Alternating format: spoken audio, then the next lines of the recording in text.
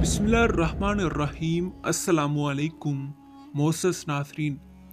ناظرین کرام، کئی فتوحات کے بعد امیر کا لقب جسے اب تک عثمانی فرمانروا اختیار کرتے آئے تھے، بایزید کو اپنی عظمت اور شان کے مقابلے میں فروتر معلوم ہونے لگا۔ چنانچہ اس نے مصر کے عباسی خلیفہ کی اجازت سے سلطان کا لقب اختیار کر لیا۔ خلیفہ کو عملاً اگرچہ کوئی اقتدار حاصل نہ تھا، تاہم اسلامی دنیا میں اس کی مذہبی حکمرانی اب بھی تسلیم کی جاتی تھی، اور بایزید جیسے بادشاہ کو بھی، جو اپنی سطوت میں یورپ اور ایشیا کے بڑے بڑے فرمانرواؤں کا حریف تھا، سلطان کے لقب کو جائز قرار دینے کے لیے خلیفہ ہی کا فرمان حاصل کرنا پڑا۔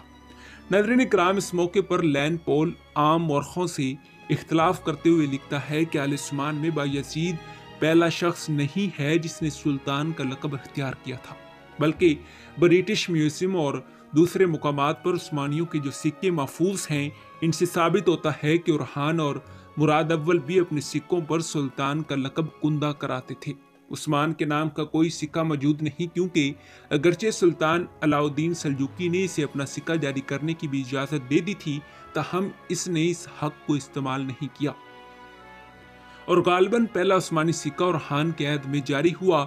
پس بایزید کے لیے سلطان کا لقب صرف اس بنا پر ایک نئی چیز ہو سکتا ہے کہ اس کے لیے خلیفہ اسلام کی اجازت بھی مل گئی تھی۔ ناظرین کرام، یورپ اور ایشیا کی ندیم الشان فتوحات کے بعد بایزید نے کچھ دن آرام کرنے کا فیصلہ کیا اور ہمتاً میل سرا کے عیش و نشاط میں مغروق ہو گیا۔ شہزادی ڈسپینا کی ترغیب سے اس نے شراب پینا بھی شروع کر دی تھی، جسے اس وقت تک کسی عثمانی نے ہاتھ تک نہیں لگایا تھا۔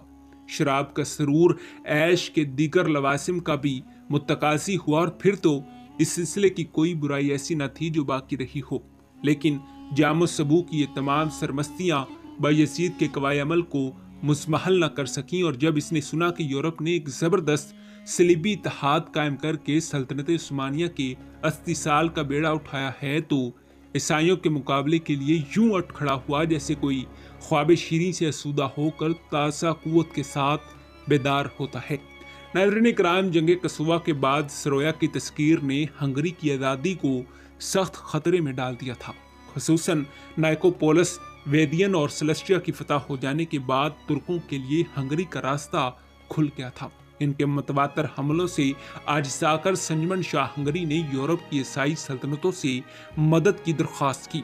چونکہ ہنگری کلیسا روما سے وابستہ تھا، اس لیے پوپ نے بھی اس کی سرپرستی کی اور ترکوں کے خلاف ایک صلیبی جنگ کی تبلیغ شروع کر دی۔ ناظرین کرام، اب تک ترکوں کے خلاف عیسائیوں کو جو اتحاد قائم ہوا تھا، اس میں مغربی یورپ کی حکومتوں نے کوئی حصہ نہیں لیا تھا۔ اس مرتبہ سنجمن کی خاص کوشش یہ تھی کہ فرانس بھی اس کی مدد کے لیے اپنی فوجیں روانہ کرے۔ اتفاق سے اس زمانے میں فرانس اور انگلستان کے درمیان جنگ موقوف تھی، جس کی وجہ سے فرانس کو اس اتحاد میں تعامل نہ ہو سکا۔ فرانس اور برگنڈی کے پرجوش نوجوان بھی مشرقی یورپ کے میدانوں میں اپنی شجاعت کے جوہر دکھانے کے لیے بے چین تھی۔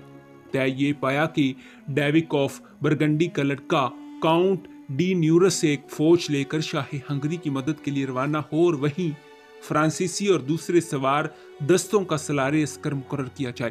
ان بہادروں کے پیش نظر صرف ہنگری کی مدد نہ تھی، بلکہ منصوبے یہ تھے کہ ہنگری میں بایزید کی قوت کو توڑنے کے بعد قسطنطنیہ کی طرف بڑھیں اور پھر در دانیال کو عبور کر کے شام میں داخل ہوں، ارض مقدس پر قبضہ کریں اور یروشلم اور درگاہ شریف کو مسلمانوں کے ہاتھوں سے آزاد کرائیں۔